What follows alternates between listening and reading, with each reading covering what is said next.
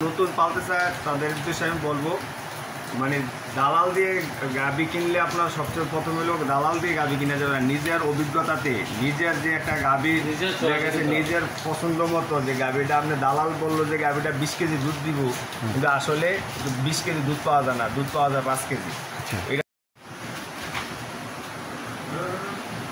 আমি ঠিক কথা বলবো না, আমার ঠিক কথা বলবো, জিজ্ঞেস করেন আমাকে একটা যেমন করেন না তাহলে কথা বলবো। কি নাম মনে হয়?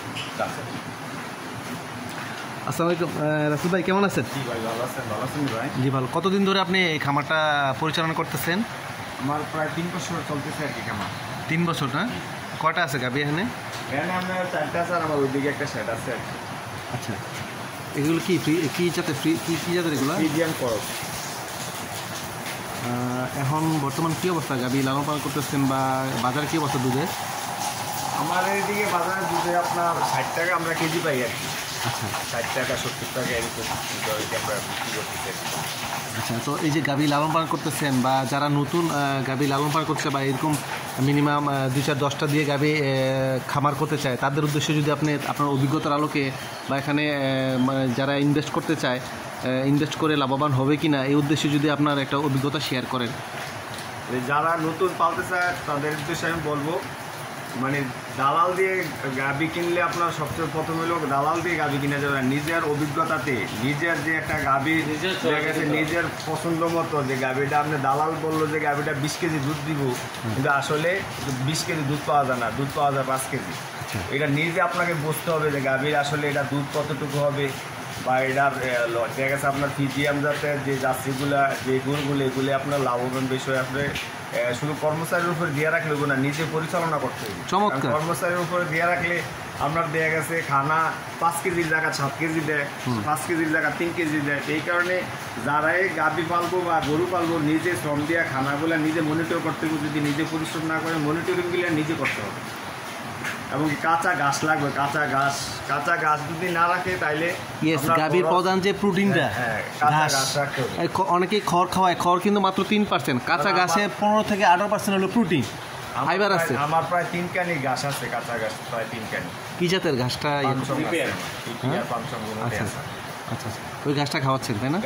আর এমনি দানাদার খাবার তো দানাদার খাদ্য খুব কম আমরা ভুসি এইটা ভুসি আপনি দানাদার খাদ্য খুব অল্প দিয়ে দানাদার খাদ্য দিলে গাভী আপনার হিটে আসতে সমস্যা হয়, তাই দানাদার খাদ্যটা আমরা খুব পরিমাণে কম দিই। চমৎকার একটা আইডিয়া শেয়ার করেছেন আপনি আসলে অনেক অভিজ্ঞতার কথা, কারণ অনেকে কিন্তু শুধু দানাদার খাওয়ায়, পরে কিন্তু দেখে এই অবস্থা দুধটা আপনি বেশি পাইলেন ঠিক আছে, কিন্তু পরবর্তীতে যে বাচ্চা ওই যে যখন আপনি সিমটা দিবেন তখন কনসেপ্টের সমস্যা, কারণ ওর বডিতে ফ্যাট বেশি হয়ে যায়। এই জিনিসটা অনেকেই কিন্তু এটা খেয়াল করে না, বর্তমানের লাভের জন্য চিন্তা করে পরবর্তীতে তার জেনারেশন নেক্সট যে বাছুরগুলা বা কনসেপ্টের যে বিষয়টা, এই বিষয়টা আপনি সুন্দর একটা কথা বলেছেন। আচ্ছা, এইটা না ফিজিয়াম না, এটা 4 মাস বয়স হয়েছে। আমরা দুধ খাওয়াই, আমরা যতটুকু মানে অনেকে আছে বাছুর আমরা দুধ খাওয়াই না, দুধ না খাওয়াইলে আমরা বাছুর গ্রোথ আই না। তার পর্যাপ্ত পরিমাণ এটা এখন যে গ্রোথটা আছে 85 আছে, এটা গ্রোথ আছে 85। তাহলে আপনার পরামর্শ এগুলোই যে খাবার দাবার বা নিজের যে পর্যবেক্ষণ করতে হবে, নিজে মনিটরিং করতে হবে। গরুর বিভিন্ন ধরনের রোগ বালাই আছে, সমস্যা হলে এটা কিভাবে করেন? এই যে খামার পরিষ্কার আমরা দেখেছি দৈনিকে সকাল বিকাল 2 বার ধোয়া করে একদম পরিষ্কারই আছে, পরিষ্কার রাখে, একটু পরে আবার দুটো গরু আবার ম্যাটও দিচ্ছেন না? ম্যাট দিলে ওই যে গরুর যে পাওয়ার যে সমস্যাগুলো আপনার হয় না জানা, ওই পশমগুলো এটা যায় গরু যখন গড় দিয়ে আসো তখন আপনার পায়ের একটা দাগ পড়ে যায়, আপনি দেখেন যে হাঁটুর সামনে দাগ পড়ে যায়, দেখেন এখনো পশম উঠতো না, এটা দিয়ে রাখলে আর কোনো পশম আপনার দাগ করতো। আচ্ছা, মানে একটু সফট থাকলো আর তো একটা গোসা হাঁটুর যে ইয়াগুলো এই চামড়াটা উঠে যায়। আচ্ছা, এটার জন্য মোটামুটি এবং এই সাইডে স্পট করে, এটা আমরা স্পট করে দিই, এটা আমাদের স্পট করে। এই যে এক সাইডে যে সব সময় শুয়ে থাকলে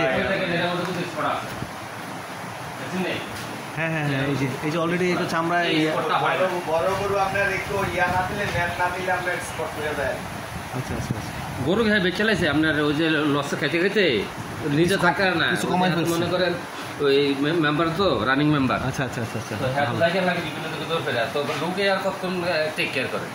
আচ্ছা, তাহলে আপনার যে পরামর্শগুলো এগুলো নিয়ে খামার করার জন্য আপনার প্রথম শুরু করতে আমি মনে করি অভিজ্ঞ হইলে আস্তে আস্তে বাড়ানো ভালো।